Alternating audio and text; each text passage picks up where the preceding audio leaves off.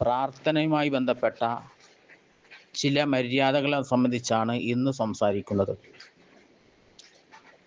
Sahih Abu Dawud report ചെയ്തൊരു ഹദീസിലുണ്ട്, അനിബിന് മസ്ഊദിൻ റളിയല്ലാഹു അൻഹു അന്ന റസൂലല്ലാഹി സ്വല്ലല്ലാഹു അലൈഹി വസല്ലം കാന യൂജിബുഹു അൻ യദ്ഗുവ സലാസൻ.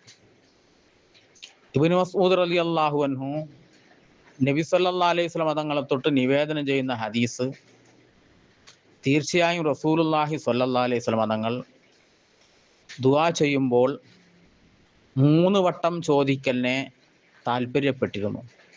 അള്ളാഹുവിനോടൊരു കാര്യം ചോദിക്കുമ്പോൾ അള്ളാഹുവേ എനിക്ക് ആ കാര്യം നീ നൽക് എന്ന് 3 വട്ടം പറയുമായിരുന്നു. വയസ്തഗ്ഫിറു സലാസൻ, പാപമോചനം ചോദിക്കുമ്പോൾ 3 വട്ടം അള്ളാഹുവിനോട് പറയും, അള്ളാഹുവേ എനിക്ക് നീ പാപങ്ങൾ പുറത്തു തരണം. ലാ യസ്തജീബു ദുആഅൻ മിൻ ഖൽബിൻ ഗാഫിലിൻ ലാഹിൻ, അശ്രദ്ധയോടുകൂടെയുള്ള ഹൃദയവുമായി ദുആ ചെയ്യുന്ന ആൾക്ക് പ്രാർത്ഥനക്ക് ഉത്തരം ലഭിക്കുകയില്ലെന്ന് റസൂലുള്ളാഹി സ്വല്ലല്ലാഹു അലൈഹി വസല്ലം തങ്ങൾ നമ്മെ പഠിപ്പിച്ചിട്ടുണ്ട്.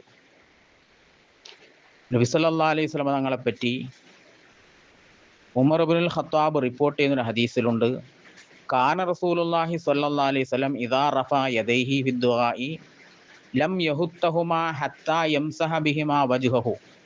റസൂലുള്ള കരങ്ങൾ ഉയർത്തി ദുആ ചെയ്താൽ ആ 2 കരങ്ങളെ കൊണ്ട് മുഖം തടവിയിട്ടല്ലാതെ ആ കരങ്ങളെ താഴ്ത്തുകയില്ല.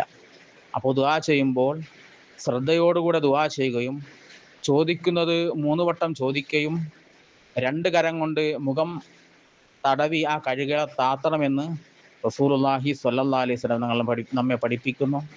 അള്ളാഹുവിൻ്റെ റസൂലിൻ്റെ ഈ സുന്നത്തുകൾ പാലിച്ചുകൊണ്ട് നാം ദുആ ചെയ്യുമ്പോൾ നമ്മുടെ ദുആക്ക് അള്ളാഹു പെട്ടെന്ന് ഉത്തരം നൽകുന്നതാണ്. മഴ വർഷിക്കുന്ന സമയവും ദുആക്ക് ഉത്തരം ലഭിക്കുന്ന സമയമാണ്. മഴ വർഷിച്ചു കൊണ്ടിരിക്കുന്ന സമയത്ത് അള്ളാഹുവിനോട് നമ്മുടെ ആവശ്യങ്ങൾ ചോദിച്ചുകൊണ്ട് പ്രാർത്ഥിക്കുക, അള്ളാഹു ഉത്തരം നൽകുന്നതാണ്. അള്ളാഹു അവന് ഇഷ്ടപ്പെട്ട അടിമകളിൽ നമ്മെ ഉൾപ്പെടുത്തി അനുഗ്രഹിക്കട്ടെ. അസ്സലാമു അലൈക്കും.